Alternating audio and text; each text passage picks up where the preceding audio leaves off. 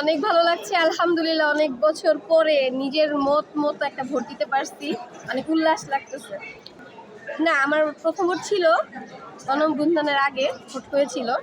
ওই সময় অনুভূতিটা আসলে তেমন একটা ভালো ছিল না, মানে মানে নতুন ভোট তো একটা দিতে হবে, এই জন্য এসে দিছি, এরকম আর কি ব্যাপারটা।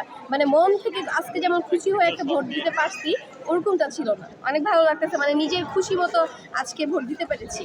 কিন্তু ওইবার যেমন ছিল যে মানে বাধ্য ছিলাম যে এখানে দিলে এখানে, নয়তো ওইখানে, মানে সেরকম কোনো কিছু ছিল না। এটা তো মানে সবার আগে ধন্যবাদ দিতে হবে আমাদের জুলাই যোদ্ধাদের। তাদের কারণে আজকে আসলে আমাদের এটা হয়েছে, তা না হলে তো আমরা পারতাম না আজকে ভোট দিতে। অনেক ভালো লাগতেছে। অনেক ভালো লাগলো। আমি ফার্স্ট টাইম ভোটার।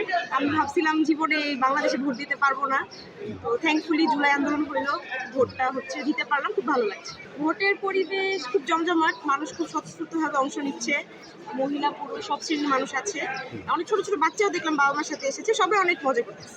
ঈদ একটা ভাইব।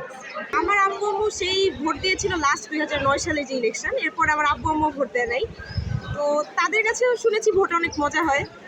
আর প্রতি রাতে একটু ঝামেলা হয়, কিন্তু এইবার কোনো ঝামেলা হয় নাই, কোনো জায়গায় কোনো সহিংসতা নাই, তারাও খুশি আমিও খুশি। এলাকায় আমি আমার কাছে সত্যি বলতে দাঁড়িপাল্লা ধানের শীষ কারোর প্রচারণায় আমার পর্যন্ত পৌঁছায় নাই, তো আমি নিজেই প্রার্থীগুলোকে রিসার্চ করলাম যে ওনারা কি কি পেশায় আছেন, ওদের তফসিল কীরকম, পড়াশোনা করে নিজেই এসেছি, কিন্তু ওনাদের কোনো প্রচার আমার পর্যন্ত আসে নাই।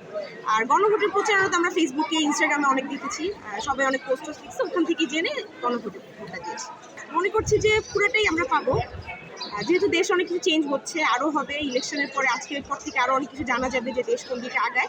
তবে অনেকেই বলে যে দেশ অভ্যুত্থানের পরে দেশ অনেক অগোছালো হয়ে গিয়েছে, তো আমি মনে করি 16 বছরে যে দেশ যে ধ্বংস হয়েছে, সেই দেশ ধ্বংস তো আর এক বছরে ঠিক হবে না, এটার জন্য নিশ্চয়ই আরও 10-15 বছর সময় লাগবে।